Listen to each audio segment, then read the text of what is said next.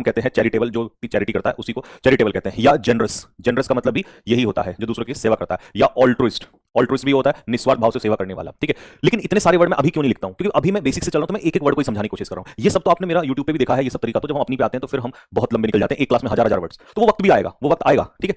तो अभी बस सिंपल वर्ड और उसका मीनिंग समझते हुए चलो। The benevolent man help the poor children with books, तो देखिए अब इसको बेनिवोलेंट ही तो कहेंगे, इसको बेनिवोलेंट इसलिए कहेंगे क्योंकि भाई ये बंदा पैसे से बुक से हेल्प कर रहा है, मदद कर रहा है, और जो व्यक्ति किसी की मदद करता है उसे हम क्या ही तो कहते हैं, बेनिवोलेंट ही तो कहते हैं।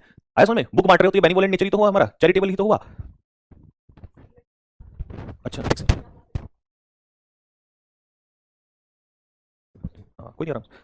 चलिए next, beguile. What is beguile? Beguile का मतलब होता है किसी को धोखा देना, चीट करना किसी को, ठीक है, ड्यूप करना किसी को, डिसीव करना। तो डिसीव यहां पर दिया हुआ है ना, बात समझ में आ गई? टू चार्म और डिसीव प्लीजेंटली, मतलब प्लीज यहां पर सीधा सा मतलब है कि धोखा तो देना, लेकिन किसी को लुभाते हुए किसी को धोखा देना, है ना। देखो ये बच्चों को क्या कर रहा है, डिसीव तो कर रहा है, अब इसने यहां से जादू की छड़ी से पता नहीं क्या बना दिया होगा, तो इसे कहते हैं बहलाना फुसलाना, मन मोहित कर लेना, जैसे तुम्हारा हो जाता है, ठीक है। चलिए, the magician beguile the audience with his tricks, तो जो जादूगर है, मैजिशियन को हम क्या भी कहते हैं, विजार्ड भी कहते हैं, विजार्ड, ठीक है। तो उसने बच्चों को क्या किया, लुभाया अपनी ट्रिक्स से, है ना, ऑडियंस को। Next, banal. बैनल का मतलब क्या होता है? बैनल का मतलब है कोई भी चीज जो कॉमन हो, जो यूजुअल हो, जो घिसा पिटा हो, जिसका बार बार यूज हो चुका हो, या right over used, over used, घिसा पिटा, अनओरिजिनल, मतलब कुछ नया ना हो जिसमें, वही घिसी पिटी बातें, ठीक है। अब जैसे ये देखो सिनेमा में आजकल देखा होगा आपने, बॉलीवुड मूवीज में यही बैनल चीजें चलती हैं, है ना, कोई नया नहीं आता। अब एक मूवी आई थी धुरंधर, उसमें कुछ थोड़ा सा नया दिखाया था, वही हजारों करोड़ कमा के चली गई, ठीक है। जब तक ऐसी घिसी पिटी मूवी बनती रहेंगी, वही बैनल चीजें रिपीटेड रिपीटेड ओवर यूज चीजें, तो फिर ऑडियंस ऐसी सोती है उल्टा मुंह करके, ठीक है। The movie had a banal story, वही साधारण सी कोई नई स्टोरी नहीं थी इसमें। ब्रेजन, ब्रेजन क्या होता है? ब्रेजन होता है बेशर्म, मतलब बोल्ड एंड विदाउट शेम, तो यानी कि इसको हम क्या कह सकते हैं, शेमलेस, या इसको हम क्या कह सकते हैं, इंप्यूडेंट, बेशर्म या इंप्यूडेंट। अब कहने को तो बहुत सारे वर्ड है, लेकिन फिर वही बात है, वो तो फिर ऑब्जेक्टिव क्लास हो जाएगी, है ना। इंसोलेंट,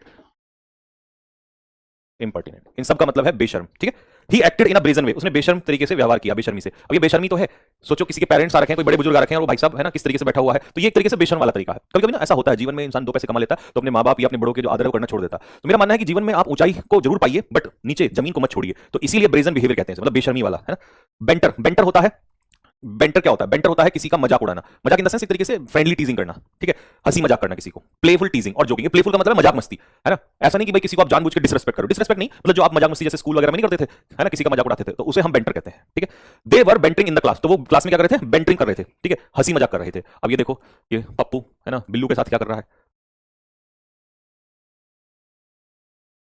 है ना, पप्पू, बिल्लू, कालू, सलोनी, है ना, ये सारे मैंने देसी नाम दे दिए, अंग्रेजी बच्चों को देसी नाम।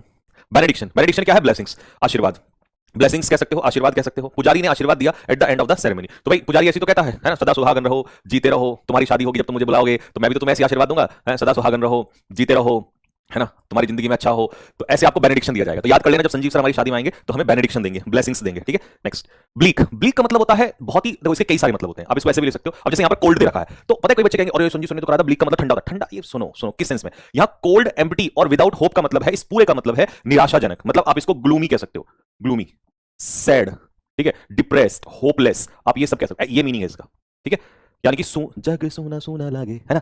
आज जैसे वैलेंटाइन डे है, आपके महिला मित्र ने आपको फटकार लगा दी, तो फिर कैसा माहौल हो जाएगा? ब्लीक हो जाएगा, सब काला काला धुंधला। अच्छा, इसका मतलब काला काला घना धुंधला, भाई काला जो होता है मतलब अंधेरा जो होता है, वो एक तरीके से निराशा का प्रतीक होता है, तो इसीलिए कभी कभी हम ग्लूमी, निराशाजनक, है ना, डार्क, इस सेंस में भी ले लेते हैं इसको, ठीक है। तो ब्लीक का मतलब हो जाएगा धुंधला। इसीलिए देखो ये भाई साहब, इसको आज 14 फरवरी है ना, तो आज इसकी महिला मित्र ने कुछ कह दिया होगा, तो भाई साहब का जो है बिल्कुल, है ना, कैसा हो गया माहौल? एकदम ब्लीक हो गया, है ना, निराशाजनक। The future looked bleak after the loss.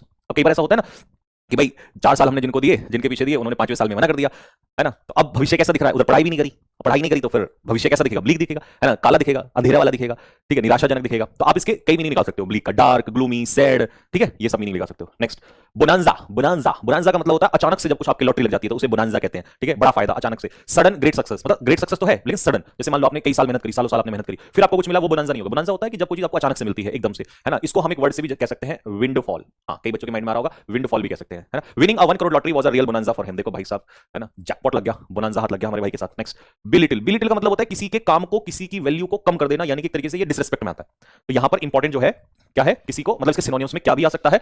Disrespect भी आ सकता है। क्या आ सकता है? डिसरेस्पेक्ट करना। बिलिटिल करना मतलब अंडर एस्टिमेट करना, किसी की जो कीमत है, किसी की जो वैल्यू है वो कम कर देना, इसे कहते हैं दैट इज बिलिटिल कर देना। बिलिटिल करना मतलब किसी की वैल्यू को कम आंकना, ठीक है। अब ये तुझ समझना है ना, छोटा दिखाना किसी को। अब अक्सर आपने देखा होगा जो व्हाइट कॉलर लोग होते हैं उनमें से बहुत कम ऐसे लोग होते हैं जो दूसरों की भी रेस्पेक्ट करते हैं। अब ये अब जैसे सपोज करो कोई भी व्यक्ति मजदूरी कर रहा है, पता क्या होता है जनरली, मैंने अक्सर देखा है कि इंसान जब दो पैसे कमा लेता है तो वो फिर लोगों को नीचे दिखाना स्टार्ट कर देता है। ऐसा बहुत बार होता है। आप लोग कहेंगे सर हमने तो नहीं देखा, एक्चुअली में अभी आपने दुनिया नहीं देखी इसलिए आपको नहीं पता है, हमने देखी है तो हम जानते हैं। जैसे लोगों के पास पैसा आता है तो फिर वो क्या करने लग जाते हैं, वो नीचे दिखाने लग जाते हैं। और लेकिन हमें कभी भी नहीं समझना चाहिए कि हर व्यक्ति अपनी अपनी फैमिली के लिए इंपॉर्टेंट है। एक मजदूर भी अपनी फैमिली के लिए राजा होता है क्योंकि वो अपनी फैमिली का ब्रेड विनर है, रोजी रोटी कमाता है। तो ये माइंड में कहीं ना कहीं रहना चाहिए। तो जीवन में ध्यान रखना, कब मैंने फिर बोला ऊंचाइयां पाना अच्छी बात है बट जमीन छोड़ देना बुरी बात है। तो ऊंचाइयां पाइए बट जमीन नहीं छोड़नी है आपको। तो इसीलिए कभी किसी को बिलिटिल मत करिए, किसी के काम को अंडर एस्टिमेट मत करिए, नीचा मत दिखाइए किसी को। He always belittles others' efforts. होता है ना कई लोग दूसरे के एफर्ट्स को नीचा दिखाते हैं, मतलब कम कम आते हैं किसी को, ठीक है। नेक्स्ट, बैलिकोज, लड़ाकू टाइप का, रेडी टू फाइट या एग्रेसिव, है ना, लड़ाकू झगड़ालू टाइप का। ऐसे लड़के होते हैं, आपने देखा होगा स्कूल कॉलेजेस में होते हैं ना, खासकर बैकबेंचर्स। बैकबेंचर्स हमेशा लड़ाकू टाइप के ही लड़के होते हैं, कुछ को छोड़कर, ठीक है। तो बैलिकोज होता है रेडी टू फाइट, एग्रेसिव। अगर मैं आपसे कहूं कि इसका इंडियन क्रिकेट टीम में कोई एग्जांपल दूं तो विराट कोहली जो है उसी कैटेगरी का इंसान था। वो अकेला ऐसा कैप्टन हुआ है, चाहे रोहित शर्मा हो, चाहे आपका एमएस धोनी हो, उन सब में सौरव गांगुली जी भी थे, बट विराट में कुछ ज्यादा ही एग्रेशन था। तो एकदम से वायलेंट टाइप का उग्र हो जाता है जो बंदा, है ना, तो उसे हम कहते हैं बैलिकोज। तो रेडी टू फाइट, तैयार एकदम लड़ने के लिए, aggressive. His bellicose attitude created tension. और ऐसा बंदा हमेशा कहीं भी रहता है तो एकदम टेंशन खड़ी ही रहती है कि भाई पता नहीं कब लड़ाई झगड़ा शुरू कर दे। तो ये देखो ये बंदा जो है कैसा है, बैलिकोज है, दो ही लुक्स स्मार्ट।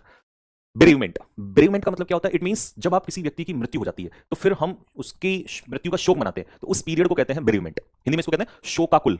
ज्यादा हिंदी हो गया, आप देसी में समझो, शोक मनाना, ठीक है। डीप सोरो आफ्टर समवंस डेथ, किसी की डेथ के बाद उसका सोरो या शोक मनाना, ठीक है। अब जैसे सपोज करो ये पिक्चर में आपको दिखाई दे रहा है, he must be his father और एनीबॉडी, है ना, कोई ना कोई होंगे जिसकी मृत्यु है, शोक मना रहा है ना। तो she was in bereavement after her father's death, अपने फादर की मृत्यु के बाद वो किसमें थी, शोक में थी। तो ये वो पीरियड होता है जिस समय हम शोक मना रहे होते हैं, ठीक है। नेक्स्ट, बाइगट कौन होते हैं, कट्टरपंथी लोग होते हैं। जैसे आज देखा होगा अपनी सोसाइटी में होता है ना, बिल्कुल होता है। मतलब इतना ज्यादा पॉलिटिक्स ने हमारे अंदर कट्टरपंथी ला दी है कि हम अपने स्कूल के दोस्तों को भी अगर वो दूसरे धर्म जाति के हैं तो उनको देखना तक पसंद नहीं करते हैं। क्यों? Just due to this bigotry. Bigotry का मतलब कट्टरपंथी, स्पेशली धर्म को लेकर या रिलीजन को लेकर होता है, ठीक है। अब जैसे ये बिल्कुल चल रहा है आजकल, एकदम से देखोगे लड़के लोग जो है ना, specially they are always in bigotry, है ना। किसी मुस्लिम को देखेंगे बस उसके बारे में उल्टा सीधा कहना स्टार्ट कर देंगे। और तो और कुछ लोगों को आपने देखा भी होगा, एक वीडियो मैंने देखी थी उसमें एपीजे अब्दुल कलाम के बारे में बोला था। मैंने कहा यार शायद ये इतिहास में ये जो दौर चल रहा है, ये मैंने तो इतिहास नहीं देखा, बट ये जो पीरियड चल रहा है ये वर्स्ट टाइम चल रहा है। क्योंकि जब हम किसी ऐसे व्यक्ति को धर्म से, केवल धर्म की वजह से टारगेट कर सकते हैं कि यार उसका धर्म मुस्लिम है तो इस वजह से हम उसको टारगेट कर सकते हैं। वो व्यक्ति जिसने जो चाहता तो अपना जमीर बेच सकता था, इवन आपको पता होगा उसको ऑफर मिला था अमेरिका से, बट उसने कहा कि नहीं, कंट्री इज फर्स्ट। तो ऐसा आजकल होता है। हाँ, ये मैं मानता हूं कि कई बच्चे आप में से कहेंगे नहीं सर आतंकवादी भी तो मुस्लिम होते हैं, बट कई मुस्लिम ने शहादत भी दी है दोस्त बॉर्डर पे। तो हमेशा आप निगेटिव साइड को ही क्यों देखते हैं? सोशल मीडिया की वजह से आज हम निगेटिव हो चुके हैं। तो आप अगर निगेटिव देखते हो तो पॉजिटिव भी देखना सीखो। आप अब्दुल कलाम को भी याद करो। आप ऐसे बहुत सारे, मैं तो देखता हूं जब मेड अवार्ड मिलते हैं प्रेसिडेंट से, तो उसमें बहुत सारे ऐसे ऐसे बहुत सारे सोल्जर्स होते हैं, ऑफिसर्स होते हैं जो मुस्लिम होते हैं, तो वो भी तो देश के लिए जी रहे हैं ना, फिर उनको क्यों नहीं याद रखते हैं? तो हमें किसी धर्म के हिसाब से नफरत नहीं पालनी चाहिए। हाँ, लोग गलत वो तो सब जगह होते हैं, वो तो हिंदुओं में भी होते हैं, वो मुस्लिम्स में भी होते हैं, वो क्रिश्चियंस में भी होते हैं, है ना, वो सब जगह होते हैं। तो इसलिए बाइगट का मतलब होता है कट्टर, है ना, a person intolerant of others belief, मतलब दूसरों के जो भी रिवाज हैं उनको वो टॉलरेंट नहीं है, उनके लिए टॉलरेंट नहीं है, यानी उनको वो नहीं मानता है, तो इसको कट्टर कह देंगे हम लोग, ठीक है। अ बाइगट refuses to respect different opinions, और एक कट्टर व्यक्ति जो है वो दूसरों के विचारों का सम्मान नहीं करता है, ठीक है। नेक्स्ट, बिरेट, स्कोल्ड, डांटना किसी को, फटकार लगाना। हम इसमें सी का एक वर्ड डाल सकते हैं, हालांकि जब सी आएगा तो वहां पर ये वर्ड आएगा, चाइड करना, किसी को डांटना, फटकार लगाना किसी को। अब जैसे ये देखो ये टीचर है और इन्होंने कुछ किया नहीं होगा तो ऑब्वियसली बात है इनको फटकार लगाई जा रही है, ठीक है। Next, the teacher berated the students for cheating. अच्छा, नकल कर रहे थे तुम्हारी तरह, बचपन में हम भी तो ऐसे ही करते थे, 2 दिन पहले पढ़ाई करते थे, फिर एग्जाम में नकल करने की कोशिश करते थे, तो इसीलिए हमें फटकार लगाई जाती थी। नेक्स्ट, बिट्रॉथ। अब देखो तुम पढ़ाई कर रहे हो, फिर तुम्हारा आगे चल के नौकरी लगेगी तो फिर आप भी बिट्रॉथ होंगे, है ना, आपकी भी सगाई होगी। अब ये देखो बिल्कुल, है ना, ये दोनों जो हैं इनके मम्मी पापा होंगे और इन दोनों की क्या हो रही है, सगाई हो रही है। प्रॉमिस इन मैरिज, ये गेट एंगेज्ड। तो कई बच्चे पूछ सकते हैं शादी होना होता है या सगाई होना होता है? तो याद रखना सगाई होना होता है, शादी होना नहीं होता, ठीक है। क्योंकि शादी से पहले प्रॉमिस होता है ना, उस प्रॉमिस को ही तो हम क्या कहते हैं, एंगेजमेंट कहते हैं। तो बिट्रॉथ का मतलब होता है एंगेज हो जाना, सगाई हो जाना, ठीक है। तो जल्दी पढ़ाई करो, फिर आपका नंबर आ रहा है। The families betrothed the couples last year, तो दोनों की क्या बिट्रॉथ कराया, इसका मतलब सगाई कराई, शादी नहीं दोस्त, सगाई। बेस्टो का मतलब होता है किसी को कोई सम्मान देना, किसी को कोई उपहार देना किसी को। जैसे यहां पर मुझे ऐसा लगा टीचर ने इस लड़के को इसके मार्क्स के लिए, इसके अच्छे परफॉर्मेंस के लिए इसको बेस्टो किया है। टू गिव और प्रेजेंट एज एन ऑनर और गिफ्ट, है ना, वही जो मैंने बोला। और बेस्टो अपने पीछे प्रेपोजिशन लेता है ऑन, ये याद रखना, ये प्रेपोजिशन के लिहाज से भी इंपॉर्टेंट है। The school bestowed an award on the best student, तो इसको बेस्ट स्टूडेंट का अवार्ड मिला है। तो बेस्टो, अच्छा ऐसे याद कर लेना कि बेस्ट स्टूडेंट को बेस्टो किया जाता है, तो बेस्ट को बेस्टो कर लोगे ना, इसका शॉर्टकट है ना कि बेस्ट स्टूडेंट को बेस्टो किया जाता है, मतलब उसको नवाजा जाता है, ठीक है, सम्मान दिया जाता है उसको। बेनफुल, अब बेनफुल का मतलब क्या होता है, हानिकारक, हार्मफुल, डिस्ट्रक्टिव, डेट्रीमेंटल, आप ये सारे वर्ड यूज कर सकते हो, है ना, बेलफुल, ये सारे वर्ड यूज कर सकते हो। बहुत सारे हैं वैसे तो, लेकिन हम अभी बहुत सारे पर नहीं जाते हैं, 2-2 4-4 ही करते हैं, ठीक है। मैं कभी कभी ये भी सोचता हूँ कि यार क्यों ही नहीं 10-10 15-15 लिखाऊं, जब आना तो सबको। अब मान लो सपोज करो डी में डेट्रीमेंटल आएगा ही, है ना, तो जब आना ही है तो मतलब ए टू जेड का सबसे अच्छा फायदा ये है कि हाँ सभी कवर हो जाएंगे ज्यादातर। Smoking has a painful effect on health. Effect के साथ प्रपोजिशन आती है ऑन, और इफेक्ट अपने आप में होता है नाउन। तो एक बात हमें सीधी सी पड़ी कि भाई स्मोकिंग के पेनफुल इफेक्ट्स होते हैं। स्मोकिंग हो, सिगरेट हो, सॉरी सिगरेट कह रहा हूं, अल्कोहल हो, ड्रग्स हो, इन सब के हमारी बॉडी पे बहुत ही खतरनाक असर पड़ते हैं। और आपकी जो उम्र है वो यही वाली है कि इस उम्र में अक्सर हम भटक जाते हैं दोस्तों के कहने पर कि नहीं यार चल एक सिगरेट पी लेते हैं या आज एक पैक लगा लेते हैं, बट रिमेंबर वो शुरुआत होती है बर्बादी की तरफ, ध्यान रखना, ठीक है। तो इसीलिए कभी भी आपको स्मोकिंग, अल्कोहल, ड्रग्स का यूज नहीं करना है। जिस बच्चे ने इस सब चीजों से बच गया उसको तो लाइफ में वैसे भी कोई नहीं रोक सकता सक्सेसफुल होने से। हम प्रॉब्लम होती है कि हम जिस जो आपकी एज है ना उसमें इन्हीं सब चीजों में पड़ जाते हैं, ठीक है। नेक्स्ट, बेसमर्क। बेसमर्क का मतलब है बदनाम करना। जब नाम ना हो तो दूसरे को बदनाम कर दो। तो मैं इसके बारे में कुछ नहीं बोलूंगा, ठीक है। तो बाकी आप समझदार हैं। टू डैमेज समवन्स रेपुटेशन, किसी की रेपुटेशन को बदनाम कर दो। A plan was made to besmirch the teacher's reputation. तो टीचर की रेपुटेशन को खराब करने के लिए एक प्लान बनाया गया। एक्चुअल में दैट वाज अ प्लान। तो ठीक है, मैंने उसमें बहुत ज्यादा बात नहीं बोली उस दिन, क्योंकि मैं नहीं चाहता था चीजें बढ़े। वैसे भी इन सब चक्करों में पढ़ना अच्छा नहीं है, बट दैट वाज अ मतलब that was a plan and pre plan story, क्योंकि कई सारी चीज़ें उसमें हुई थी, बहुत सारी स्टोरी हुई थी। आई वाज टॉकिंग टू क्या कहते हैं, राहुल सर। मैंने कहा यार ये तो प्लान स्टोरी है। फिर उन्होंने कहा कि हाउ। मैंने कहा देखो सी, सारे वो एविडेंस हमने निकाले, तब समझ में आया। मैंने कहा यार ये तो बड़े स्तर पे प्लानिंग चल रही है सिर्फ डिफेम करने के लिए। तो इसलिए कहते हैं कि जब नाम ना हो तो बदनाम कर दो। पर हमेशा याद रखना चाहिए कि आप किसी को बदनाम कर सकते हो, उसको रोक नहीं सकते हैं, और जितना बदनाम करोगे उतना ही नाम ज़्यादा होता है, ठीक है। But that was an emotional moment, ठीक है। नेक्स्ट, तो बेसमर्क। अच्छा, इसको याद कैसे करोगे आप? मिर्च, मिर्क। वैसे तो बेस मिर्क ऐसा होता है, बेसमर्क, बट आप इसे मिर्च से कर सकते हो, है ना। किसी को मिर्च लगा देना डिफेम कर देना, डिसरेप्यूट कर देना किसी को। चलो next, bizarre. What is bizarre? Bizarre is something that is very strange, unusual, अजीब सा, तो जो आपने नॉर्मली ना देखा हो, है ना। जैसे सपोज करो आप मूवी देखते हो, है ना, नॉर्मल वही घिसी पिटी, है ना, वही सेम बैनल, राइट, अनओरिजिनल, मतलब ओवर यूज्ड, वही घिसे पिटे हैकनीड होते हैं। बट कभी कभी क्या होता है, एकदम से सडन एंडिंग आती है, मतलब सरप्राइजिंग, जो आप सोचते भी नहीं हो, वो बिज़ार होता है, मतलब अलग हटके थोड़ा सा, समथिंग वेरी स्ट्रेंज, जो अजीब सा हो, जो नॉर्मल ना हो बिल्कुल भी, दैट इज कॉल्ड बिज़ार। इसका स्पेलिंग पूछा था 2025 में, इसका स्पेलिंग पूछा है, और 24 में वो कैब में भी आ चुका है, ठीक है। अजीब सा, the story had a bizarre ending. कैसी एंडिंग हो गई? स्ट्रेंज, अजीब सा, बिल्कुल अलग हटके, नॉर्मल नहीं था, ठीक है। ये गप्पे में, अच्छा ये स्टोरी चल रही है तो इसमें कोई अजीब सी बात बताई होगी उन्होंने, strange, something that looks strange. ब्लैश, अच्छा एक वर्ड ब्लैश में होता है, ब्लैश में नाउन होता है, उसी से बना है ब्लैशेमस, एडजेक्टिव बना है। ब्लैश में का मतलब होता है धार्मिक वस्तुओं के बारे में, धार्मिक चीजों के बारे में अपशब्द बोलना। इसको ऐसे समझो कि जैसे एक तो हो गया जैसे मंदिर मस्जिद को तोड़ देते हैं, वहां एक्ट है। एक्ट का मतलब है कि कोई काम करना अपवित्र करने के लिए, उसे हम प्रोफेन कह सकते हैं, प्रोफेन कह सकते हैं, ठीक है, डेसिक्रेट कह सकते हैं। लेकिन ये जो है ना ब्लैश में, इसका मतलब होता है गलत शब्दों का बोलना, मतलब टिप्पणी होती है, वर्ड्स। एक्चुअल में ब्लैश में वर्ड्स का यूज होता है, क्योंकि वन वर्ड में भी आता है। तो जैसे ये देखो, ये इनके बारे में गलत बोल रहा है, और ये हो सकता है इनके बारे में गलत बोल रहा है। तो जब शब्दों के बाण चलाए जाए धर्म के लिए, ठीक है, वैसे तो शब्दों के बाण हम नॉर्मली भी चलाते हैं, बट जब धर्म के लिए चलाए जाए, धर्म को गाली दी जाए किसी के, तो वो हमारे ब्लैशेमस वर्ड होते हैं, ठीक है। The remarks were considered blasphemous by many people. तो टिप्पणी जो थी वो धर्म का अपमान माना गया। तो something showing disrespect towards something sacred और रिलीजियस, बस वही आ गया, डिसरेस्पेक्टफुल। पेपर में तो डिसरेस्पेक्टफुल आएगा। अब कई बार जब हम कहते हैं कि क्यों हमें डीप में पढ़ना जरूरी है, तो देखो सपोज करो मैंने किसी, मेरा कोई कॉलीग है मान लो, मैंने उसको गाली दे दी ऐसे ही रिफंड में, तो वो डिसरेस्पेक्टफुल है, बट वो ब्लैशेमस नहीं है, क्योंकि वहां धर्म के लिए नहीं दी जा रही है। जब धर्म के लिए कुछ गलत बोला जा रहा है तो ब्लैशेमस है। तो फिर क्लोज टेस्ट वगैरह तो पूछते हो ना कि सर मीनिंग तो दोनों का ही है, फिर what is the difference between the two? तो भाई ये डिफरेंस होता है, आपको पता होगा, इसीलिए मैं ए टू जेड करा रहा हूं धीरे धीरे, ताकि आगे चल के आपकी नॉलेज बढ़ सके और आप तुक्काबाजी में ना बिलीव करें। बीटीट्यूड, बीटीट्यूड, तो व्हाट इज बीटीट्यूड? इसको क्या पढ़ेंगे 10 बार बोल के देखो, बीटीट्यूड, ठीक है। बीटीट्यूड का मतलब होता है परम सुख, आनंद की अनुभूति, ठीक है। अब जैसे ये देखो, ये तपस्या कर रहा है तो भाई इसको परम सुख मिल गया, ठीक है। तो भगवान में जब व्यक्ति लीन हो जाता है तो उसको परम सुख की प्राप्ति हो जाती है, लीन हो जाता है वो, that is called beatitude, state of great happiness और ब्लिस। ब्लिस का मतलब भी हैप्पीनेस होता है। अब यूं तो लिखने को फिर मैं पता नहीं क्या क्या लिखता चला जाऊंगा, यूफोरिया, है ना, glee, ecstasy, exultation, but that's not good, ठीक है, वो अभी सही नहीं है। वो होगा जब हम उसमें आएंगे, मिसलिनियस में आएंगे, ऑब्जेक्टिव, जब हम सारे कर चुके, जब हम ई का यूफोरिया भी पढ़ चुके होंगे, जब हम जी का ग्ली भी पढ़ चुके होंगे, तब बड़ा मजा आएगा। मैं बोलूंगा आपको याद होगा, हाँ यार आपने पढ़ाया था उस समय पर। तो बीटीट्यूड का मतलब है परम सुख का आनंद। अच्छा, इसको भक्ति में आ रहा है, किसी को किताबों में भी आ जाता है, बाप को सर हमें तो नहीं आता, आपको आ जाएगा जिस दिन आपको समझ में आएगा ना कि जीवन में इसी से सब कुछ मिलना है, तो लोगों को आता है वहां भी। अभी आपको खेलने कूदने में, रील्स देखने में जो परम सुख आता है, तो वो किसी को कहीं भी आ सकता है, ठीक है। He felt a sense of beatitude while sitting in the peaceful temple. तो समझ में आ गया होगा कि मंदिर में बैठा है तो भैया उसे परम सुख की प्राप्ति हो रही है। बिब्यूलस, अब ये बोतल हाथ में देख के समझ में आ गया होगा कि बिब्यूलस व्यक्ति कैसा होता है, जिसको शराब पीने का शौक होता है। फॉन्ड ऑफ ड्रिंकिंग अल्कोहल, शराब पीने का शौकीन, ऐसे व्यक्ति को बिब्यूलस कहते हैं। तो आज के बाद क्या बोलोगे? बिब्यूलस। बिब्यूलस मतलब that person who is habitually drunkard, मतलब शौक होता है उसको पीने का, ठीक है। बचेनेलियन भी हम कह देते हैं उसको। बचेनेलियन का मतलब ये होता है शराबी।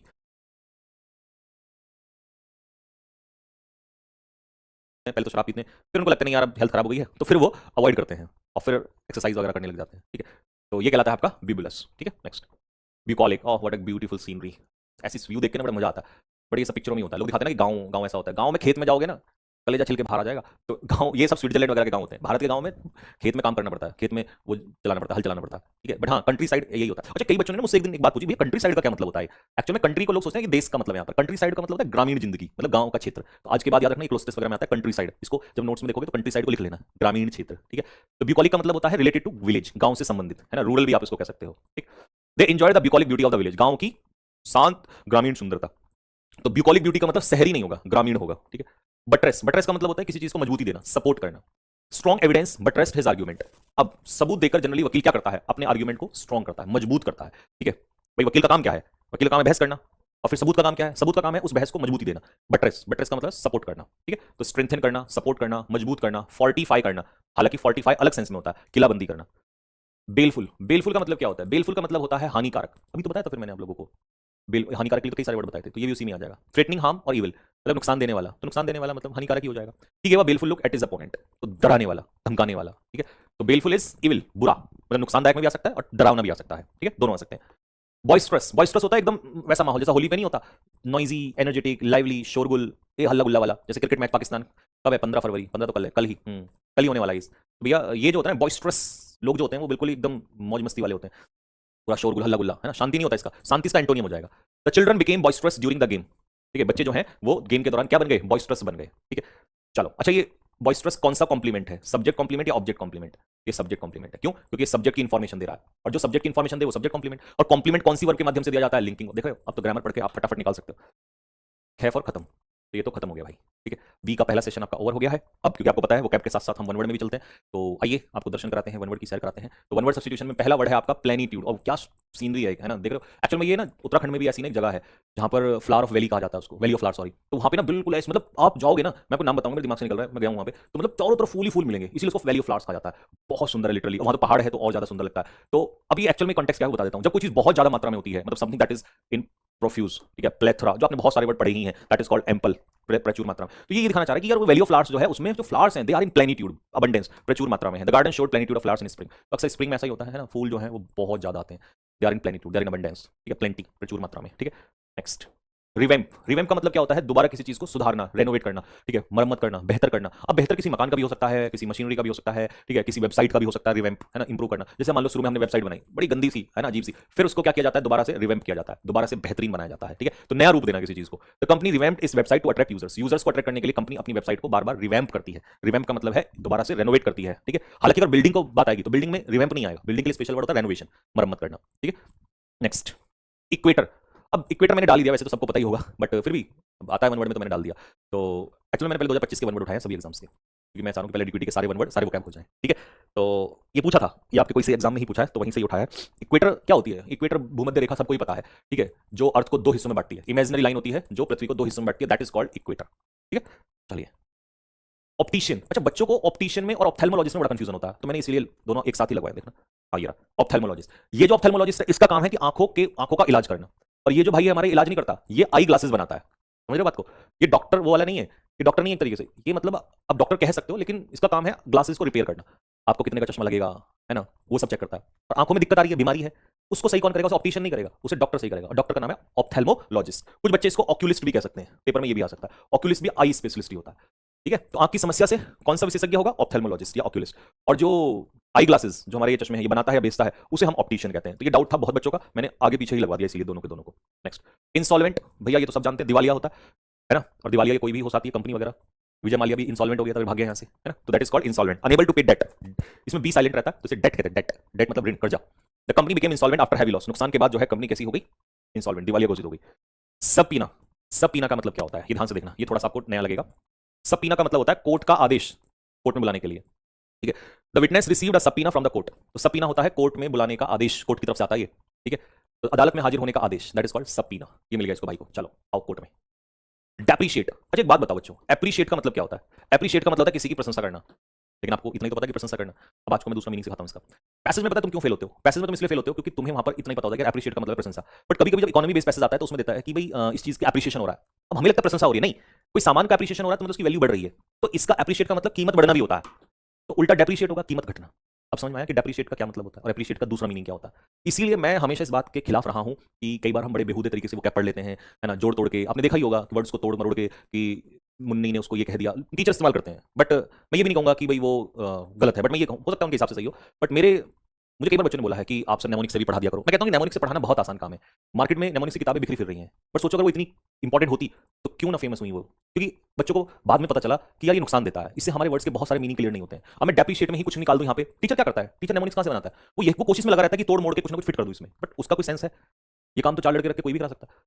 तो उससे बच्चा बिगनर तो इन्फ्लुएंस हो जाएगा, तो उसको लगेगा वाह भाई वाह मजा आ गया, है ना। अब जैसे देखो ये यही देखो इसका नेमोनिक्स, जैसे सपोज करो ये आ गया कैजोल, अब ये वर्ड है कैजोल, टीचर ने इस बात पे ध्यान नहीं दिया कि मैं इसको बच्चे को ये बता दूं कि बेटे इसका मतलब क्या है, बस ये दे दिया इसको काजोल जैसा लग रहा है तो काजोल लिख दो, और कह दिया कि भैया काजोल ने चापलूसी की अजय देवगन की तब जाके शादी हुई, बना दी कोई मनगढ़ंत कहानी। This is called mnemonics.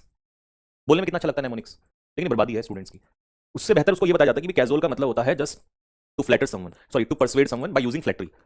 Persuade actual meaning होता है, बट हाँ परसुएड करने का भी तरीका होता है, नॉर्मल एक चापलूसी, तो इसमें चापलूसी छिपी होती है, कभी इसीलिए इसका सिनोनियम कभी परसुएड आ जाता है कभी चापलूसी आ जाता है, तभी इसका सिनोनियम कॉक। ये एक्चुअल में डीप रिसर्च है, ऐसे नहीं पढ़ाते, तो इसमें थोड़ा मेहनत लगता है, बट वो काजोल और ये सब बना दिया वो बेकार की चीज़ है, ठीक है। तो एक एक पता नहीं मैं कहीं पर मेरे सामने आया, बताओ इसका मैं बता नहीं सकता, इतना गंदा मतलब मैं नेमोनिक्स बना रखा था कि यार क्या वर्ड ही पूरा चेंज कर दिया। तो इसीलिए कोशिश क्या करो इन सब चीज़ों से बचने की। हाँ कभी कभी दो चार में लगा लो, कोई दिक्कत नहीं है जब आपको लग ही रहा है, बट बेसिक्स आपको स्ट्रॉन्ग बनाएगा। नहीं तो ये बात नहीं पता चलेगी कि यार जब हम बात बोलते हैं कि वहीं अप्रिशिएट का मतलब प्रशंसा भी होता है, और अप्रिशिएट का मतलब आपका कीमतें बढ़ना भी होता है, किसी चीज़ की वैल्यू बढ़ना भी होता है, ठीक है। तो डेप्थ से जाया करो, है ना। कार डेप्रिशिएट्स हो गई आफ्टर द परचेज, मतलब जैसे खरीदी तुरंत उसके बाद उसका डेप्रिसिएशन हो गया, मतलब उसकी कीमत जो है वो घट गई। नेक्स्ट एस्पियोनेज, एस्पियोनेज होता है जासूसी। तो ये पिक्चर तो धुरंधर मूवी की है, आपको पता ही होगा कि ये जो था रणवीर सिंह, ये क्या ही था, ये एक स्पाई था। स्पाई का काम क्या होता है, स्पाई जासूस होता है, और इसका काम होता है जासूसी करना, और जासूसी क्या होता है, एस्पियोनेज, ठीक है। नेक्स्ट ज्यूरिसडिक्शन, ज्यूरिसडिक्शन का मतलब होता है अधिकार क्षेत्र। जैसे मैं कहूं भाई ये हाई कोर्ट के ज्यूरिसडिक्शन में है, मतलब हाई कोर्ट यहां तक डिसीजन ले सकता है, तो ये उसके अधिकार क्षेत्र में है। ये दिल्ली के ज्यूरिसडिक्शन में है, मतलब दिल्ली में यहां तक डिसीजन लिया जा सकता है। तो ज्यूरिसडिक्शन का मतलब होता है कि कहां तक आपका अधिकार है, ठीक है। तो legal authority to make decisions, अधिकार क्षेत्र। The case falls under the court's jurisdiction, ये जो केस है ये कोर्ट के ज्यूरिसडिक्शन में आता है, मतलब कोर्ट इस पर डिसीजन ले सकता है, ठीक है। ज्यूरिस्प्रूडेंस, अब ये दोनों में बड़ा कंफ्यूजन होता है, तो मैंने साथ साथ ही लगा दी यहां पर पिक्चर। देखो ये तो होता है किसी का अधिकार क्षेत्र, और ये होता है क्या कहते हैं, लॉ या कानून की पढ़ाई, स्टडी ऑफ लॉ या फिलोसफी ऑफ लॉ। कानून की पढ़ाई अगर आप कर रहे हैं तो उसे ज्यूरिस्प्रूडेंस कहा जाएगा, और अधिकार क्षेत्र है आपके अंडर में वो चीज आती है, आप उस पर डिसीजन ले सकते हो, तो दैट इज योर ज्यूरिस्डिक्शन, ठीक है। नेक्स्ट रीनोलॉजिस्ट, रीनोलॉजिस्ट, रीनोलॉजिस्ट आप देख ही रहे होंगे, तो ये नाक का स्पेशलिस्ट होता है, ठीक है। जो नोज डिजीजेज होती हैं उनके ऊपर रिसर्च, मतलब रिसर्च कर रहा हूं सॉरी, उनको ठीक करता है।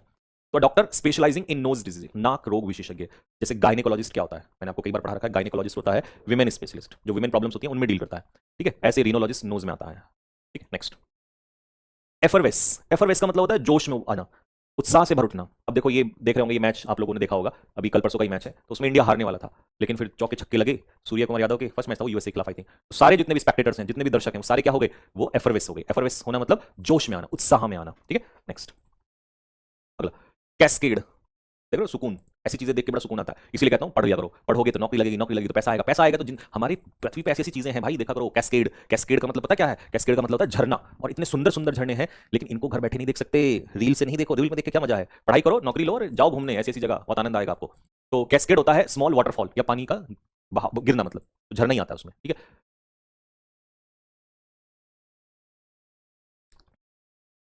चलिए नेक्स्ट मिराज, ये तो सबको पता होगा, है ना, साइंस में भी आता है मिराज। हिंदी में इसको क्या कहते हैं, क्या लिखा है, मृग मृत नहीं मृग मृग तृष्णा, हाँ बड़ा स्ट्रेंज सा है, मृग मृग तृष्णा कहता है आई थिंक इसको ना। मैं वैसे समझाता हूँ इंग्लिश में, समझो एक्चुअल में आपको प्रैक्टिकल बताता हूँ। कभी कभी आपने देखा होगा गर्मियों में जब हम ऐसे चलते हैं, ऐसे चलते हैं, तो जैसे मैं मान लो यहाँ गाड़ी चला रहा हूँ, तो मैंने देखा कई बार पानी दिखाई देता है रोड पे, और फिर जब मैं नजदीक जाता हूँ तो वहां से फिर यहाँ दिखाई देता है, समझ लो दैट इज एन इल्यूजन। इसी को हम मिराज कहते हैं, optical illusion caused by heat, specially desert में होता है, रेगिस्तान में तो बहुत ज्यादा होता है, वहाँ हीट ज्यादा होती है, रोड पे भी आपको मिलता है ये, तो दिस इज कॉल्ड मिराज, ठीक है। Traveller mistook a mirage for water in the desert, क्या होता है, लगता है रेगिस्तान में पानी है, बट वो मिराज होता है, मृग तृष्णा होता है, इल्यूजन। पेपर में इसका सिनोनिम आएगा तो सिर्फ इल्यूजन आएगा, ठीक है। रिटोरिक, रिटोरिक स्पीच होता है कि जब आप बढ़ा चढ़ा के प्रश्न, मतलब बढ़ा चढ़ा के जो आपके सामने ऑडियंस है उसको उसको अट्रैक्ट करने के लिए स्पीच देते हो, तो उस स्पीच को रिटोरिक स्पीच कहते हैं, या रिटोरिक वर्ड्स लैंग्वेज कहते हैं, जो इंप्रेस करने के लिए शब्द बोले गए हैं, जनरली नेता लोग यूज करते हैं अपनी रैली के दौरान, आपने देखा होगा। अच्छा इसमें भी दो स्पीच होते हैं, एक स्पीच होता है कि भाई मैं अच्छा भाषण दे रहा हूँ, अच्छे शब्दों का यूज कर रहा हूँ, सामने जो लोग बैठे हैं उनको इंप्रेस करने के लिए, अट्रैक्ट करने के लिए, ठीक है। मतलब ऐसा नहीं कि मैं आया और मैंने जाके जानकारी दे दी बस ना, उसी बात को अच्छे से परोसना, तो वो रिटोरिक में आ जाता है। इंप्रेस, यहाँ पे इंप्रेस वर्ड जो है ना, जब आप लैंग्वेज यूज करते हैं इंप्रेस करने के लिए, तो वो रिटोरिक वर्ड्स होते हैं आपके, ठीक है। एक तो नॉर्मली बोल दिया ऐसे, एक होता है इंप्रेस करने के लिए, तो शानदार अच्छा बोलना। एक स्पीच होता है गुस्से में दिया गया भाषण, और मैंने बहुत बार देखा है कि एक नेता है भारत में, अक्सर वो गुस्से में ही देते हैं, that is called Asaduddin Owaisi. भाई मतलब हमारा आदमी बहुत बढ़िया है, बट भाषण जनरली उनके गुस्से में ही होते हैं। तो वो स्पीच क्या होता है, वो स्पीच होता है हमारा हैरंग, ठीक है। His speech was full of rhetoric but lack real solution. नेता ऐसा ही होता है, फुल ऑफ रिटोरिक, उसका जो स्पीच था वो रिटोरिक था, है ना, बड़े बड़े अच्छे अच्छे शब्द थे इंप्रेस करने के लिए, लेकिन रियल सॉल्यूशन नेता के पास कभी नहीं होता, नेता कुछ नहीं देता, सिर्फ भाषण ही भाषण देता, ठीक है। नेक्स्ट हैरिंग, देखो ये आ गया हैरिंग, मतलब वो पिक्चर बिल्कुल सही लगी है। हैरिंग मतलब वो भाषण जो गुस्से में दिया गया हो, ठीक है, अ लॉन्ग, लंबा, एंग्री स्पीच, और जो क्रिटिसाइज करने वाला हो उसे हम कहते हैं हैरिंग। तो दोनों स्पीच समझ में आ गया। ये रिटोरिक क्या होता है, इंप्रेस करने के लिए, और ये क्या होता है, गुस्से में दिया गया भाषण। कैकोफोनी होता है शोरगुल, हल्ला गुल्ला, है ना, बहुत ज्यादा। अब जैसे कार देख लो, कार का हॉर्न बजाते रहते हैं लोग, वो कैकोफोनी ही होता है। डीजे 24 घंटे पड़ोस में शादी के दौरान बजता रहता है, वो भी कैकोफोनी के अंडर में ही आता है, वो भी उसी में आता है, शोरगुल में आता है, ठीक है। तो the market was filled with cacophony noise. Market में आप देखो, संडे मार्केट में जाओ, है ना, वो बिल्कुल वही वाला शोर आता है, कैकोफोनी, ठीक है, नॉइज वाला। पायरोटेक्निक्स, पायरोटेक्निक्स क्या होता है, जो शादी में आतिशबाजी होती है ना, उसी को हम पायरोटेक्निक्स कहते हैं, ठीक है, आतिशबाजी, बस सिंपल है इसका, आतिशबाजी। पायरो मतलब होता है फायर, आग, तो पटाखों में यही तो होता है। फायरवर्क्स और इंप्रेसिव विजुअल डिस्प्ले, इसे हम कहते हैं पायरोटेक्निक्स। पायरो से याद रख लेना, पायरो का मतलब जब भी आएगा ये फायर से रिलेटेड आएगा। जैसे मान लो पायरोफोबिया, तो पायरोफोबिया कौन सा फोबिया होता है, फियर ऑफ फायर, ठीक है। हिस्ट्रियोनिक, हिस्ट्रियोनिक का मतलब होता है जरूरत से ज्यादा नाटकीय, समझो, मतलब जब ड्रामा ज्यादा हो जाए उसे हिस्ट्रियोनिक। आपको भैया हिस्ट्रियोनिक तो ऐतिहासिक होता है, नहीं, वो हिस्टोरिक होता है। हिस्टोरिक होता है इतिहास से संबंधित, यह है हिस्ट्रियोनिक। इसका एग्जांपल दूं आपको एक शानदार सा। आपने देखा होगा हमारे डेली सोप्स होते हैं ना भारत में, डेली सोप्स को हिंदी में कहते हैं नाटक, और नाटकों में नाटक ही होता है। आपने देखा होगा एकदम से अगर किसी का प्लेट भी गिर गया तो मतलब 4 बार तो पहले सबकी तरफ दिखाएंगे कैमरा घुमा के, होता है ना, ऐसा ऐसा ही होता है। तो बड़े अजीब अजीब से नाटक होते हैं, तो हिस्ट्रियोनिक परफॉर्मेंस होता है वहां पर, ठीक है। उसका जो रिएक्शन था वो कैसा था, हिस्ट्रियोनिक था। उस रिएक्शन ने सभी को सरप्राइज कर दिया। तो ज्यादा नाटक नहीं कर रही है कुछ, है ऐसा होता है नाटकों में, ऐसा ही होता है, हिस्ट्रियोनिक, है ना, ओवरली ड्रामेटिक। ड्रामेटिक ठीक है, बट इसमें ओवरली ड्रामेटिक होता है, ठीक है। नेक्स्ट, पर्सोनिफिकेशन, मानवीयकरण, ये बहुत आता है एग्जाम में, मानवीयकरण, जब हम नॉन लिविंग को लिविंग की तरह दिखाते हैं, ठीक है। The poem uses personification to describe nature. अब नेचर वैसे तो नॉन लिविंग है, बट हम कहते हैं ना कि भाई नेचर ने मुझे बहुत प्यार दिया है, प्यार तो इंसान देता है, तो हमने नेचर को प्यार की तो इंसान की तरह दिखा दिया। नेचर मुझे सुकून देता है, सुकून इंसान देता है, तो इसीलिए जब भी हम इंसान के रूप में दिखाएंगे, ठीक है, तो वहां पर वो पर्सोनिफिकेशन होता है, और पोएम में अक्सर यूज होता है ये, ठीक है। एलिट्रेशन, एलिट्रेशन होता है अनुप्रास अलंकार, जब हर वर्ड का पहला लेटर सेम हो जाए उसी को हम कहते हैं एलिट्रेशन, ठीक है। Repetition of the same words, starting same starting sound in words, ठीक है। She sales, she sales, she sales, she sales bye the sea shore, वो बेचती है, क्या बेचते हैं, यहाँ पे एस एस एस एस, ठीक है, ये तो प्रीपोजिशन आर्टिकल है। तो S S S sound same चल रही है, इसका मतलब जब हर वर्ड का पहला लेटर सेम हो जाए तो साउंड भी सेम ही रहती है, तो इसीलिए उसको कहते हैं हम लोग अनुप्रास अलंकार, ठीक है। She sells, sea shells by the sea shore, वो बेचती है, समुद्र के सी बेचती है, समुद्र के किनारे बेचती है, इसे अनुप्रास अलंकार कहते हैं, ठीक है। Next, retrenchment. What is retrenchment? Retrenchment का मतलब होता है जब आप किसी के एक्सपेंस में, किसी के, चलो इसको छोड़ो, मैं दूसरे तरीके से बताता हूं। जब कंपनी कर्मचारियों को निकालती है ना अपना खर्चा बचाने के लिए, उसे रिट्रेंचमेंट कहते हैं। मतलब खर्चा बचाना एक्चुअल में ये मतलब होता है, खर्चा कम करना, अब चाहे वो नौकरी पे निकालें कुछ भी करें, दैट इज कॉल्ड रिट्रेंचमेंट, ठीक है। रिडक्शन ऑफ एक्सपेंसेस और स्टाफ टू सेव मनी, ठीक है, पैसा बचाने के लिए कमी करना। तो रिट्रेंचमेंट का मतलब रिडक्शन आता है, रिड्यूस, कम करना। तो भैया ले ऑफ नोटिस लगा दिया, निकाल दिया इनको सबको। जैसे अमेजन ने निकाला था ना कुछ टाइम पहले, अमेजन फ्लिपकार्ट ने बहुत सारे कर्मचारियों को निकाला था, बहुत सारे एम्प्लॉइज को फायर कर दिया था उन लोगों को, ठीक है। कंपनी ने अनाउंस किया रिट्रेंचमेंट ड्यू टू लॉस, कि भैया नुकसान हो रहा है इसीलिए हम ले ऑफ कर रहे हैं, रिट्रेंचमेंट कर रहे हैं। सेल्वो, सेल्वो होता है तीखा हमला। अब ये हमला एक्चुअल में किस चीज का होता है, ये हमला जो होता है ये बारूद का हमला होता है, जब बहुत सारे बारूद एक साथ छूटते हैं तो उसे सेल्वो कहते हैं। और ये शब्दों का भी बाण होता है, उसको भी सेल्वो कहते हैं। A strong attack, a sudden strong attack, या बस्ट ऑफ क्रिटिसिज्म। और का मतलब है कि आप जैसे यहां पे देखो, ये इंडियन फाइटर जेट्स हैं, ये पाकिस्तान के ऊपर हमला किए हुए हैं, तो ये सेल्वो हो रहा है, एक के बाद एक। ऐसा नहीं कि तुमने एक गोला फेंक दिया, नहीं, एक के बाद एक के बाद एक के बाद एक के बाद एक गोला दागना, ये सेल्वो कहलाता है। ऐसे ही इंटरव्यू में इंटरव्यूअर क्या करता है, एक के बाद एक के बाद एक के बाद एक क्वेश्चन पूछता है हमसे, तो वो सेल्वो ही कहलाता है, ठीक है। The soldier fired a salvo at the enemy, तो गोलियों की बौछार, इस बौछार को कहते हैं सेल्वो। क्वेश्चन की बौछार भी होती है, ठीक है। पोस्ट स्क्रिप्ट, जब किसी लेटर के बाद में एक मैसेज ऐड किया जाता है उसे कहते हैं पोस्ट स्क्रिप्ट। जैसे मान लो, dear Priya, looking forward to seeing you soon, तुमसे मिलने की उम्मीद करता हूं, बेस्ट राहुल। राहुल ने लिखा है प्रिया को। पोस्ट स्क्रिप्ट में लिखा है don't forget about tomorrow's meeting, कल की मीटिंग के बारे में भूल मत जाना। तो पूरा पत्र लिखने के बाद जो लास्ट में वर्ड्स होते हैं उसे पोस्ट स्क्रिप्ट कहते हैं, ठीक है। अंत में जोड़ी गई टिप्पणी, he added a post script to thank his friend. खत्म खत्म के खम खम खत्म खत्म। चलो जी, ये खत्म हो चुका है। और आज इस तरह वोकैबुलरी का नेक्स्ट सेट है, ये इडियम्स का है। बी हमने स्टार्ट कर दिया था, आज हम क्या करेंगे, आज हम करेंगे दैट इज आपका ये है इडियम्स, ठीक है। क्योंकि इडियम्स हमने काफी टाइम से नहीं किया हुआ है, तो इसीलिए आज हम इडियम्स करने जा रहे हैं। और इडियम्स में आपको पता है हम 50 इडियम एक साथ करते हैं, 10-15 नहीं करते, 50 करते हैं सीधा एक क्लास में। पिक्चर मेथड से क्योंकि 50 आसानी से क्लियर हो जाते हैं, तो इसीलिए हम लोग 50 कंप्लीट करने जा रहे हैं, ठीक है। चलो ओके, नमस्ते। चलो जी, अब मैं कमेंट्स नहीं देख रहा हूं। बी लेटर का प्रिंट टेबल पीडीएफ अभी अपलोड नहीं हुआ है, ठीक है, हो जाएगा, करा देते हैं उसको। नॉट इन माई लाइन, अगर कोई चीज मैंने कहा मेरे लाइन में नहीं है तो उसका मतलब वो मेरा क्षेत्र नहीं है। जैसे मैं कहूं भाई इंग्लिश पढ़ाना मेरा क्षेत्र है, लेकिन अगर मुझसे कहो भाई क्या कहते हैं फैक्ट्री में काम करना, तो वो मेरा भी क्षेत्र नहीं है, ठीक है, वो मेरा क्षेत्र है ही नहीं, तो मैं कहूंगा भाई that is not in my line. तो अगर कोई चीज आपकी लाइन में नहीं है तो इसका मतलब है वो मेरा फील्ड नहीं है, या वो मेरा काम का एरिया नहीं है, वो मेरे नॉलेज में नहीं है, वो काम का क्षेत्र, ठीक है। तो ड्राइविंग अ कार, गाड़ी चलाना, is not in my line, ये मेरी लाइन में नहीं है। I only know how to ride a bike, मुझे बाइक चलाना आता है। ये पिक्चर बिल्कुल सटीक बैठी है यहाँ पर, तो पिक्चर सटीक बैठी है क्योंकि वो कह रहा है भाई मुझे तो बाइक चलाना आता है, गाड़ी चलाना is not in my line. अगर कोई चीज आपकी लाइन में नहीं है तो आपकी उसमें एक्सपर्टीज नहीं है या आपका वो कार्य क्षेत्र नहीं है। रेड हेयरिंग, रेड हेयरिंग होता है कोई भी ऐसी चीज जो आपको किसी मुद्दे से भटकाती है। बिल्कुल। अब जैसे पहले मैं पिक्चर के हिसाब से बताता हूं, फिर एक अलग एग्जांपल दूंगा। अब ये भाई हमारा क्या है, इसका नाम कुछ रख देते हैं पिंटू, इसका नाम हमने रख दिया पिंटू। अब पिंटू भाई के साथ क्या समस्या है, ये पढ़ाई पे ध्यान दे रहा है लेकिन इसको बार बार जो है वो मैसेजेस आ जा रहे हैं, और ये मैसेजेस इस पे क्या लिखा है, it's over, we know, we should now, we should breakup. अच्छा ब्रेकअप का मैसेज आ गया भाई, तो भाई अब ब्रेकअप का मैसेज आ गया तो पिंटू को तो दिमाग में लगेगा नहीं, इसका मतलब ये ब्रेकअप के मैसेजेस अब इसके लिए किसका काम करेंगे, रेड हियरिंग का। तो the breakup message was a red herring that ruined his study time. ठीक है, तो भैया ब्रेकअप का जो मैसेज था उसके लिए रेड हियरिंग का काम किया, मतलब ध्यान भटकाने वाली चीज। तो कोई भी चीज जो ध्यान भटकाने वाली होती है उसे रेड हियरिंग कहते हैं, समथिंग दैट मिसलीड्स और distract from the real issue. अब इसको दूसरे एंगल से समझाता हूं। बीजेपी, बीजेपी जब भी उसको लगता है कि कोई प्रॉब्लम है तो कभी ना कभी कोई ना कोई मुद्दा उठा के ले आती है। जैसे अभी कुछ समय पहले यूजीसी का ले आई थी, ऐसे ही कुछ समय पहले आपने देखा होगा कि वो कोई ना कोई मतलब है ना एनआरसी, मतलब कोई भी कोई टॉपिक को लेके आ जाते हैं, ठीक है, जिसका लेना देना देश से कम और मुद्दा भटकाने से ज्यादा। तो ऐसा कोई भी मुद्दा जो भटकाने के लिए आता है, लोगों का ध्यान भटकाने के लिए, उसे हम रेड हियरिंग कहते हैं। ठीक है, ये है आपका रेड हियरिंग। अगला, गो फॉर अ सॉन्ग। अब जब भी कोई चीज सस्ते में बिक जाती है तो इसे कहते हैं गो फॉर अ सॉन्ग। अब जैसे यहाँ पर हर माल 10 रुपए में, तो ये सॉन्ग है ना, जैसे मान लो कोई मकान है उसको आपने सस्ते में बेच दिया तो वो भी किसमें चला जाएगा, गाने में ही। मां ऐसे याद करना कि भाई गाना गा के हमने उसको क्या कर लिया, खरीद लिया है। ठीक है, गुड इवनिंग भाई, good evening. All the goods in the shop, दुकान में जितने भी सामान थे, वेंट फॉर अ सॉन्ग, वो सारे सस्ते में बिक गए। कैसे बिक गए, ड्यूरिंग द सेल, सेल के दौरान बिल्कुल सस्ते में जो है वो सारा सामान जो है वो बिक गया है। नेक्स्ट, अगला आ जाओ जी। Not to mince matters, not to mince matters का मतलब होता है साफ साफ बोलना।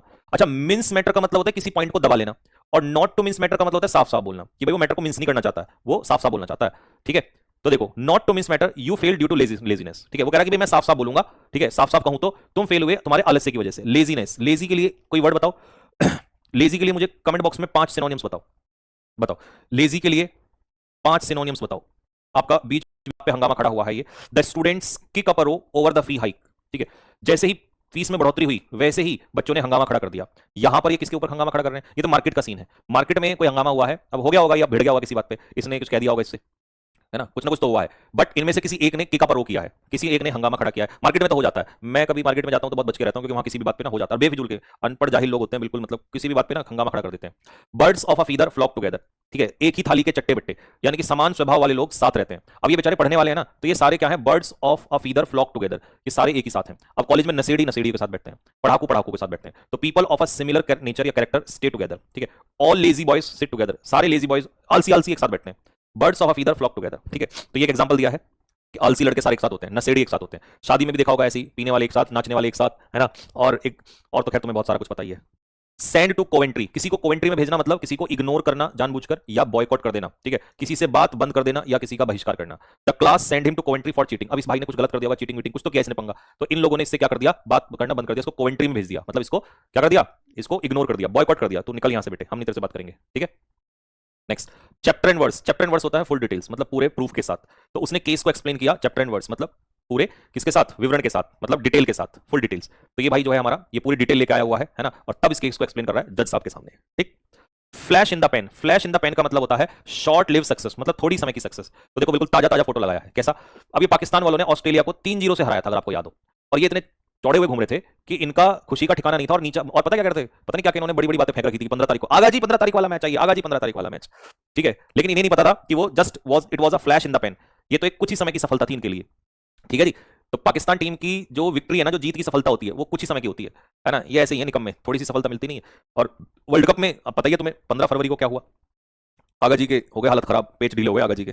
ठीक है, आगा जी का तो पता ही नहीं चला कहां चले गए आगा जी। सर एमटीएस का एग्जाम था आज, जब से आपने बैच स्टार्ट किया तब से आज तक कभी क्वेश्चंस फंसे हैं मेरे भाई। अगर मैं देखो मैं ज्यादा बोलूंगा ना तो शायद वो आपको थोड़ा सा अच्छा नहीं लगेगा, मैं कुछ बोलता ही नहीं हूँ बस। अब मैंने इस चीज पे बोलना ही छोड़ दिया क्योंकि एक दिन फंसे तो बात समझ दी। मैं तो इतना बता रहा हूँ कि ऐसा कोई एग्जाम नहीं छूटेगा जिसमें आपको चीजें ना फंसे। ठीक है, क्योंकि मुझे ही पता है किस हिसाब से कंटेंट तैयार किया जा रहा है, तो मैं ही नहीं बोलता, अब बस हमारा कंटेंट ही बोलेगा, और एग्जाम में तुम आके बोलोगे कि भैया ये बवाल हो रहा है। Bite one's thumb at someone. ठीक है, अपना अंगूठा किसी के ऊपर काटना, मतलब सीधा अंगूठा दिखाना टाइप का कर लो, सीधा सी बात है। तो इसका मतलब है इंसल्ट करना किसी की, बेइज्जती करना, अपमान करना किसी का। अब ये तुम्हें शायद क्रिकेट का इतना इंटरेस्ट नहीं होगा, बट मैं बता देता हूँ ये एक्चुअली हुआ क्या था। ये ऑस्ट्रेलिया में मैच ऑस्ट्रेलिया में मैच चल रहा था। ठीक है, वहां पर 2020 जैसे आईपीएल होता है ना इंडिया में, ऐसे वहां पर मैच चल रहा था। तो उसमें क्या हुआ, ये रिजवान है, ये मौलाना रिजवान है पाकिस्तान का, इसको retired hurt out, retire out करने का मतलब समझ रहे हो, इसने 23 गेंद में 26 रन खेला था वनडे की तरह, जबकि T20 में हिट करना था। तो इसको बाहर कर दिया वहां से कि भागो भाई, इसको बाहर निकालो, इसको रिटायर्ड आउट कर दिया। अब ये क्या है, ये गजब बेइज्जती है, गजब बेइज्जती है यार। तो इसका मतलब वहां इसकी मौलाना की क्या हुई, इसकी बेइज्जती हुई। ठीक है, तो ये होता है किसी के ऊपर अंगूठा थंब करना। The captain bit his thumb at him by retiring him out of the tournament. ठीक है भाई, तो इसको टूर्नामेंट से तो खैर नहीं करा था, इसको उससे कर दिया था, मैच से आउट कर दिया था। तो इनके ना बिग बैश, हाँ हाँ बिग बैश, हाँ बिग बैश में ही हुआ था ये।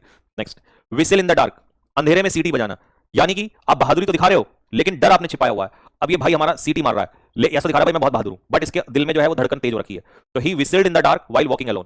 ठीक है, तो अकेले चलते हुए डर छिपाने के लिए सीटी बजा रहा था। तो अंधेरे में सीटी बजाना मतलब प्रिटेंड करना to be brave while afraid. ठीक है, आप डरे हुए होते हो लेकिन आप बहाना बनाते हो। ठीक, sound and fury, sound and fury का मतलब क्या होता है, मतलब बहुत ज्यादा शोर शराबा या गुस्सा बट उसका कोई रिजल्ट ना निकलना। ठीक है, अब ये पाकिस्तान ने कहा था ना कि मैं 15 तारीख को हम नहीं खेलेंगे, 15 तारीख का मैच हम नहीं खेलेंगे, नहीं खेलेंगे, ये कर देंगे, बाइकआउट कर देंगे, वर्ल्ड कप बाइकआउट। क्या था ये, साउंड एंड फ्यूरी।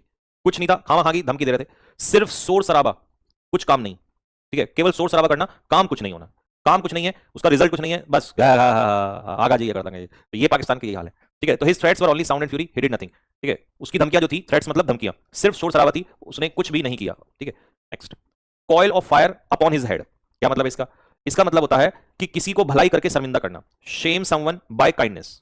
ठीक, अब जैसे इसने, ये बहुत सही पिक्चर लगी है, इसने इसका मजाक उड़ाया लेकिन एक दिन ये कुएं में गिर पड़ा और इसने जिसका मजाक उड़ाया था उसने इसकी क्या की, मदद की। तो इसका मतलब इसको शर्मिंदगी महसूस हुई होगी कि यार तू तो इसका मजाक उड़ा रहा था, ये तेरी मदद कर रहा है। तो उसने अपने दुश्मन की मदद की और मदद करके उसने उसे शर्मिंदा कर दिया। तो जब आप किसी की मदद करके उसको शर्मिंदा कर दो तो भाई उसे कहते हैं coil of fire upon someone's head. और जनरली ये दुश्मन की मदद करके, क्योंकि दुश्मन ही शर्मिंदा होगा भाई, वैसे तो कोई शर्मिंदा होने से रहा है ना, तो ये दुश्मन वाले केस में ही आता है। ठीक है, ये बढ़िया आइडिया में। ईट क्रो, कौवा खाना, ये अभी इस बार के 2025 के उसमें ही आया था, कौवा खाना। तो कौवा खाने का मतलब है अपनी गलती मानना, एडमिट फॉल्ट, अपनी गलती को एडमिट करना। और कैसे करना, हैम्बली, ये नहीं कि गुस्से में या जोर जबरदस्ती में, बड़े प्यार से, है ना। तो ये देखो बिल्कुल पिक्चर में सामने गलती मान रहा है बेचारा, कौवा खा लिया इसने भाई। ठीक है, ड्रॉ द लॉन्ग बो, लंबी लंबी फेंकना, बढ़ा चढ़ाकर बोलना। ठीक है, वो अपनी कहानियों में हमेशा बड़ी बड़ी बातें फेंकता है। ये देखो क्या क्या कह रहा है, ये कह रहा है भाई मैंने एक, जब मैं एक दिन मछली पकड़ रहा था तो मैंने अपने उससे जो कांटा है उससे वेल मछली पकड़ ली, क्योंकि मोटी सी मछली दिखाई दे रही है ना, मोटी सी, तो इसका मतलब कह रहा मैंने वेल मछली पकड़ ली। भाई है कोई तुक की बात। He is drawing the long बो, लंबी लंबी फेंक रहा है ये भाई हमारा, एग्जैगरेट कर रहा है, एग्जैगरेट, बढ़ा चढ़ाकर बोल रहा है ये। ठीक है, बढ़ा चढ़ाकर बोलना, और ये बेचारा सुन रहा है, इसकी फेंका फेंकी वाली बात को सुन रहा है ये बेचारा। मैड एज अ हेटर मतलब कंप्लीटली मैड, मैड पागल होना। ये इसको जानते हो कौन है, ये भी पागल ही है एक तरीके का, हरकतें मतलब पागलों वाली हैं इसकी। He behaved mad as a hatter मतलब इतना पागल, छोटा मोटा नहीं, पूरा पागल। एक तो छोटा मोटा होता है, एक होता है इनसेन, बिल्कुल पागल। डिरेंज्ड, डिरेंज्ड का मतलब भी वही होता है पूर्ण रूप से पागल। ठीक है, इसका नाम मुझे याद नहीं आ रहा, ये था तो पहले काफी फेमस हुआ था ये।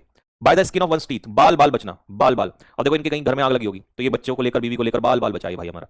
The family escaped the burning house by the skin of teeth, bye the skin of teeth बचने का मतलब होता है बाल बाल बचना। एक तो होता है पहले ही बच जाना, एक होता है बाल बाल बचना। पुनीत सुपरस्टार, अच्छा हाँ पुनीत सुपरस्टार, ठीक है। Throw one's hat into the ring, ठीक है, प्रतियोगिता में उतरना। ठीक भाई, इंडिया ने कल पाकिस्तान को हरा के, ठीक है, पूरे कॉन्फिडेंस के साथ अपना जो हैट है वो रिंग में फेंक दिया है, मतलब प्रतियोगिता में उतर गए, कह दिया भाई आ गए भारत वाले आ गए। तो कल ये बिल्कुल, कल देखा होगा आपने, ये क्राउड वगैरह बिल्कुल नीला समंदर था भाई साहब, है ना, और फिर राष्ट्रगान ऐसे बीच में गाया जा रहा था। तो ये बिल्कुल कल की ताजी ताजी पिक्चर है ना, ताजी ताजी पिक्चर है ये बिल्कुल। तो एंटर अ कॉन्टेस्ट, किसी कॉन्टेस्ट में एंटर करना। ठीक, इंडियन टीम ने कल अपना हैट रिंग में फेंक दिया वर्ल्ड कप के लिए विद फुल कॉन्फिडेंस, पूरे कॉन्फिडेंस में। गजब बेइज्जती करी है पाकिस्तान की। इन हाई डर्जन, हाई डर्जन का मतलब क्या होता है, हाई डर्जन का मतलब होता है बहुत ज्यादा किसमें होना, गुस्से में होना। अब ये इनको फटकार मार रहा है तो ये भाई हाई डर्जन में है, मतलब हाई गुस्से में है, बहुत ज्यादा गुस्से में। सुपरवाइजर ने स्कोल्ड किया वर्कर्स को इन हाई डर्जन, गुस्से में था बहुत ज्यादा, तब उसने फटकार मारी उनकी लापरवाही के लिए। ठीक है, कुक समवन्स गूज, किसी का प्लान बिगाड़ना, ये बिल्कुल 100% की पिक्चर है।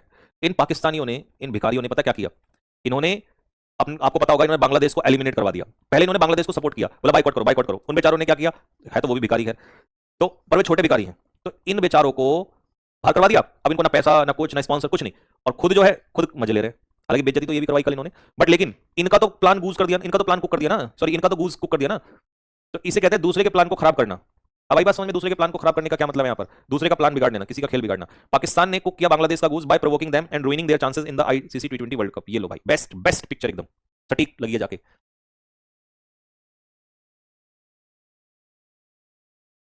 Good good.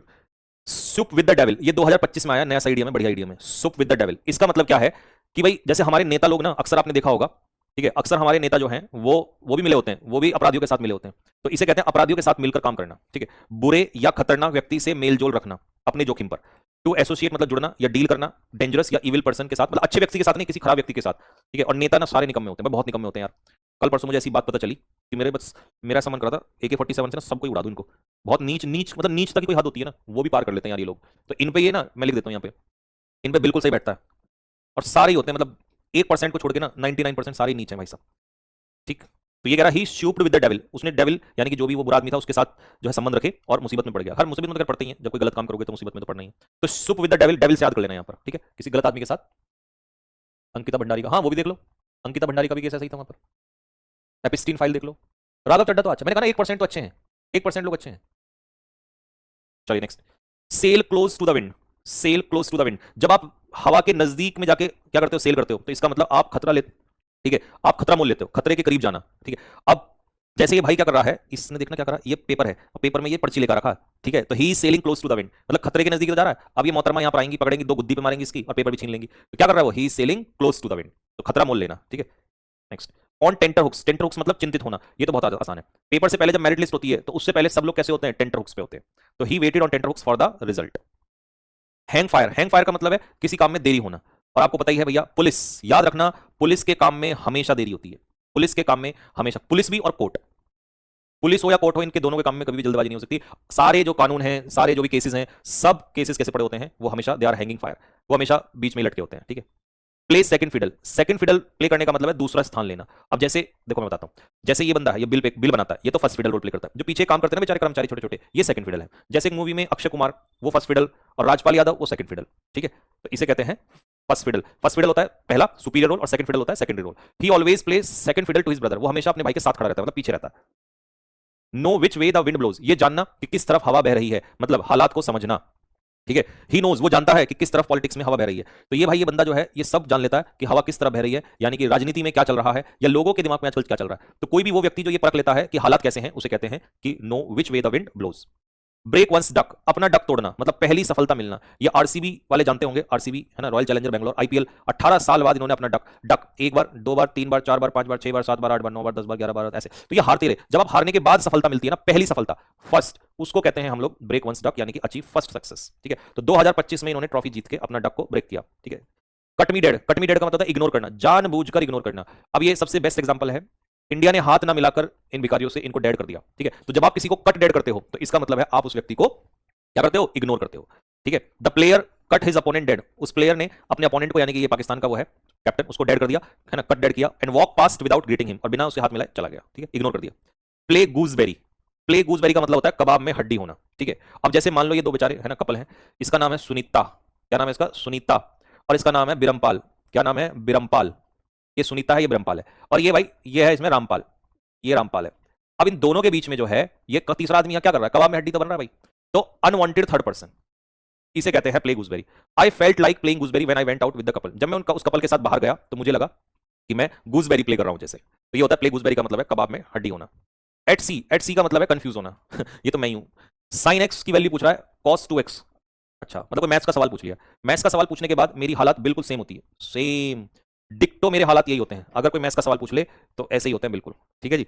तो ही वॉज एट सी का मतलब होता है कंफ्यूज्ड होना, समुद्र पे होना मतलब कंफ्यूज्ड होना, ठीक। कट द गॉर्जन नॉट, ठीक है, मतलब कठिन समस्या को हल करना, कठिन प्रॉब्लम को हल करना, ठीक है। अब प्रॉब्लम ये थी कि भाई बांग्लादेश कह रहा था हम तो नहीं आएंगे, तो आईसीसी ने इस समस्या को कैसे सुलझाया, उन्होंने क्या करा, स्कॉटलैंड को बुला लिया, और स्कॉटलैंड को बुला के इन भिखारियों को बाहर करा और सारी समस्या को तुरंत सुलझा दिया। तो इसे कहते हैं कि कट द गॉर्जन नॉट का मतलब होता है प्रॉब्लम को सॉल्व करना, हल करना। Harp on the same string, एक ही बात को बार बार दोहराना, repeat same thing again and again, एक ही बात को दोहराना। यार ये मूवी तो मेरा नाम याद आ रहा है इसका, इसमें ना वो मूवी है, तो वो डब्ल्यू को लेकर ये मूवी होती है, इसमें डब्ल्यू के नीचे पैसा होता है, तो ये ना ये दोनों इसके पास इसकी गाड़ी में बैठ जाते हैं और ये ये उसी बात को बार बार बार बार बार बार बार, मतलब he was harping on the same string, तो एक ही बात को बार बार, ये बेचारे फिर परेशान हो जाते हैं। इसका नाम याद नहीं आ रहा,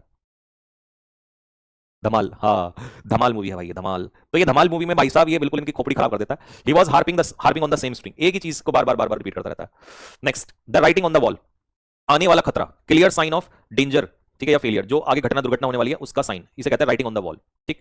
द कटिंग ऑफ ट्रीज, पेड़ों को काटना और हीट का बढ़ना, ये खतरा है, ये संकेत है कि हमारा फ्यूचर जो है वो, हमारा जो एनवायरमेंट है वो खतरे में है, ठीक है। तो पेड़ों की कटाई और बढ़ती गर्मी आने वाले पर्यावरण के खतरे को साफ संकेत है। तो ये होता है किसी गलत चीज के संकेत, ये नेगेटिव में यूज होता है, पॉजिटिव चीज के संकेत नहीं होते। ये देखो पिक्चर में सारे पेड़ काट दिए, आग लगा दी। आजकल पता है देहरादून, दिल्ली से देहरादून रोड बन रही है, तो देहरादून में भी बहुत सारे पेड़ काटे जा रहे हैं, तो वो भी अच्छा नहीं है। रोड तो अच्छी बन रही है बट पेड़ को काटना भी तो गलत है ना, तो पेड़ लगाने भी चाहिए हमें। Jump the shark, jump the shark का मतलब क्या होता है, जंप द शार्क का मतलब होता है कि भाई कुछ ऐसा काम करना जो आपकी रेपुटेशन को खराब कर दे, ठीक है। अब ये कौन है, ये मुझे लग रहा है ये बॉक्स ऑफिस में इसने जंप द शार्क किया है, मतलब ये बॉलीवुड का है, ठीक है, बॉलीवुड का ये। अब ये बॉलीवुड का जो है ना, ये एक्टर बॉलीवुड, ठीक है, तुम्हें दिखाई दे रहा है कौन सा वो है? ये है एके, अर्जुन कपूर। इन भाई साहब ने इतनी ज्यादा बुरी हरकतें कर रखी हैं बॉलीवुड के अंदर कि ही जंप्ड द शार्क। ठीक है, तो कुछ ऐसा करना जिससे रेपुटेशन खराब हो जाए, बेकार हरकत से गिरावट आना। The show jumped the shark in the last season. आखिरी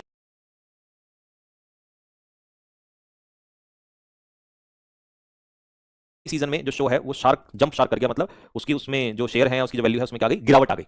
अर्जुन कपूर, जिसने रिपोर्टर को चाटा मार दिया था, हाँ कुछ ऐसा ही किया था इसने। एट वंस विट्स एंड, देखो एट सी और एट वंस विट्स एंड दोनों का एक ही मतलब होता है। अब ये क्या है, he was at his wits end after failing the exam again. अब ये भाई इसने पेपर दिया होगा सीजीएल का, फेल हो गया, फिर पेपर दिया होगा सीजीएल का, फिर फेल हो गया। अब इसको समझ नहीं आ रहा, he is at his wits end, बुद्धि से ऊपर चली गई बात इसके। क्या करें, बताओ बच्चों इसको क्या किया जाए, इसको क्या समझाएं कि भाई कैसे पास करेगा। ठीक है जी। अच्छा, इसको एट सी भी कह सकते हैं। एट सी मतलब पजल्ड होना, कंफ्यूज होना, समझ में ना आना।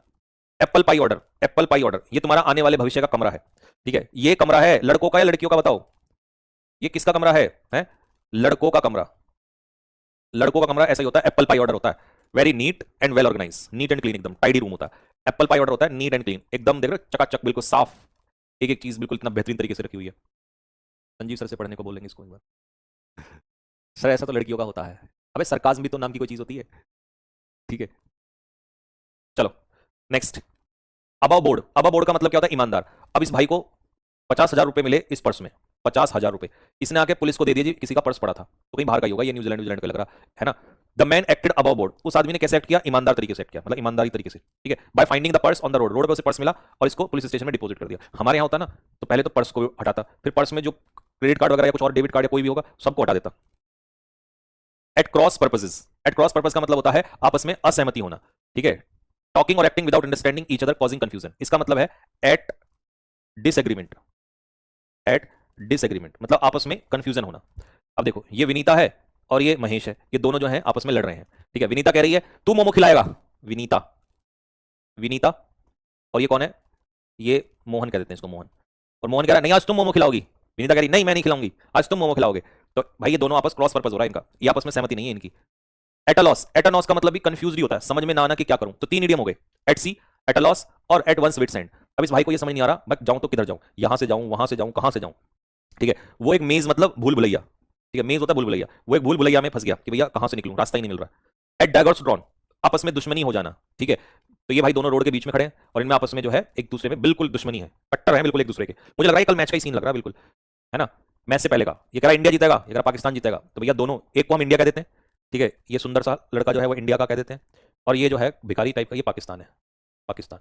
ठीक है, और इंडिया और Pakistan both countries are always at daggers drawn, दोनों के दोनों जो है वो किस पे हैं, डैगर्स ड्रॉन पे।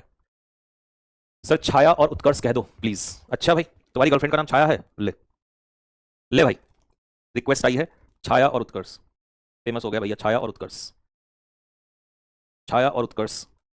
ठीक है भाई, छाया और उत्कर्ष। ठीक, तो छाया कह रही है नहीं मोमो तुम खिलाओगे, उत्कर्ष कह रहा है जी काय को खिलाऊंगा, तुम खिलाओगी। ठीक है, तो छाया और उत्कर्ष जो है क्रॉस पर्पस हो गए इन दोनों के पर्पस अलग अलग हो गए भाई, है ना। एट लार्ज, एट लार्ज का मतलब होता है भगोड़ा, जो अभी तक ना पकड़ा गया हो। फ्री और नॉट येट कॉट, यहां फ्री का मतलब है फरार।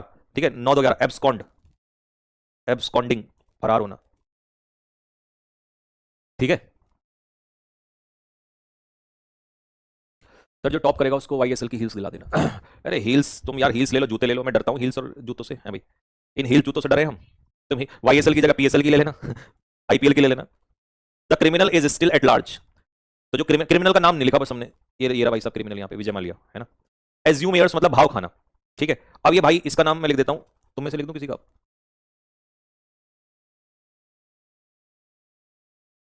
अश्वनी, लो भाई अश्वनी, अश्वनी ऐशे वे, अश्वनी, देख लेना भाई नाम ठीक कर लेना, अश्वनी।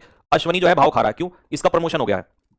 तो यहाँ पर खड़ी है ये मुन्नी, यहाँ पर खड़ी है ये पिंकी, और ये खड़ा है चिंटू, और ये खड़ा है अंकित। ठीक है, ये चारों लड़के खड़े हैं, लड़कियां लड़के खड़े हैं, और ये भाई जो है भाव खा रहा है, ये बात करने को तैयार नहीं है, क्यों, क्योंकि इसका क्या हो गया, इसका प्रमोशन हो गया। प्रमोशन होने के बाद ये भाई जो है एज्यूम एयर्स कर रहा है, भाव खा रहा है ये। आर्गस आइड, आर्गस आइड का मतलब क्या होता है, आर्गस आइड का मतलब है बहुत ही चौकस। और हमारे जो ये सोल्जर्स हैं भैया, Indian army, they are always Argus eyed, वो हमेशा क्या रहते हैं बॉर्डर पे, ऑल टाइम्स बॉर्डर पे कैसे रहते हैं, आर्गस आइड, चौकन्ने रहते हैं बिल्कुल। बियर द ब्रंट ऑफ, किसी चीज का मुख्य आघात या मुसीबत को झेलना। फार्मर्स हमेशा बारिश का मुख्य आघात झेलते हैं और कोई नहीं झेलता, ये पिक्चर बिल्कुल सटीक लगा रखी है भाई साहब। ठीक है, जब भी बारिश होती है, जब भी बाढ़ आती है, हमेशा जो चीफ इंपैक्ट है या मेन इंपैक्ट है वो हमारे किसानों को झेलना पड़ता है। ब्रेक द न्यूज, कोई बुरी खबर सुनाना। ठीक है, बुरी खबर सुनाना। She broke the news about the exam result to her parents. अब ये शीला होगी, शीला ने अपने मम्मी पापा को अपने एग्जाम की बुरी खबर सुनाई है। ठीक है, तो बस ब्रेक द, आपको भैया पॉजिटिव न्यूज नहीं होता क्या? नहीं, निगेटिव न्यूज होता है ये। कभी सोचो पॉजिटिव, तो ब्रेक द न्यूज का मतलब होता है नेगेटिव, कोई नेगेटिव खबर सुनाना। बीट अबाउट द बुश, घुमा फिराकर बात करना। ठीक है, stop beating about the bush and tell me the truth. अब इसने पूछा होगा, बता भाई तू कल कहां था 14 फरवरी को? तू तो कह रहा था हम वृंदावन चलेंगे। ये कह रहा अरे यार मेरे वहां गया था, मुझे ये काम आ गया था, फिर मैं ऐसे वो कह रहा, ओए पागल बना रहा, तू पागल समझ रहा। Stop beating about the Bush, साफ साफ बता कल कहां था तू 14 फरवरी को। ब्रिंग टू बुक, किसी को लीगली पनिश करना, कानून के कटघरे में लाना। ठीक है जी, अब पुलिस जो है वो कहां लेके जाती है अपराधियों को? बिल्कुल ब्रिंग टू द बुक लेकर आती है, पनिश करती है, लीगली पनिश करना होता है इसमें। बर्ड्स आई व्यू, मतलब ऊपर से पूरा दृश्य है। जैसे हमारा देहरादून, जब हम देहरादून, मतलब तो मैं इधर हूं नोएडा, दिल्ली रहते हैं अभी तो हम, लेकिन देहरादून जब भी रहते हैं तो हम शाम को जब भी थकान होती है तो हम ऊपर चले जाते हैं मसूरी की तरफ, और वहां से पूरा ऐसा व्यू आता है, जैसे ही खड़े हैं ना बिल्कुल सेम सेम ऐसा देहरादून ऐसे दिखता है। यहाँ पहाड़ियां हैं, यहाँ पहाड़ियां हैं, यहाँ पहाड़ियां हैं, ये सारा पहाड़ियां हैं, और ये पूरा वैली है ऐसे देहरादून, और ऊपर से ना ऐसा पूरा दिखता है। तो बर्ड्स आई व्यू जो होता है वो होता है ऊपर से पूरा view, general view from the above. ठीक है, तो ये होता है birds eye view. Bolt from the blue मतलब अचानक से। ठीक है, अब इसको अचानक से है ना, his resignation came as a bolt from the blue, तो इसने अपना रेजिग्नेशन दे दिया होगा अचानक से। तो भाई ये सबके सामने जो है सडन और अनएक्सपेक्टेड इवेंट था। वैसे जनरली ऐसा होता है कि जब अचानक से कोई रेजिग्नेशन देते, मान लो मोदी जी कहते हैं कि मित्रों आज मैं रेजिग्नेशन दे रहा हूं, तो एकदम से ये क्या होगा? बोल्ट फ्रॉम द ब्लू होगा, अचानक से होगा। ठीक है, bull in a China shop, bull in a China shop का मतलब होता है एक ऐसा व्यक्ति जो लापरवाह होता है और दूसरों को नुकसान पहुंचाता है। ये अभी आपने देखा होगा कहीं का वीडियो था ये, कि इसमें क्या होता है, एक ड्राइवर होता है, पिए हुए शराब पी रखी होती है उसने। ठीक है, और वो क्या करता है, वो गाड़ी चढ़ा देता है एक महिला के ऊपर। ठीक है, और तुरंत महिला वो जो है उस समय मर जाती है। तो ही ड्रोव, उसने गाड़ी चलाई like a bull in a China shop. ठीक है, and caused a serious accident, और उसकी वजह से बहुत ही गंभीर दुर्घटना हुई। ठीक है, तो bull in a China shop का मतलब होता है एक लापरवाह व्यक्ति, एक केयरलेस व्यक्ति जो नुकसान पहुंचाता है। ठीक है जी, खत्म हो गई, सारे खत्म हो गए। अब आ जाओ नॉट इन माई लाइन्स, बताओ फटाफट।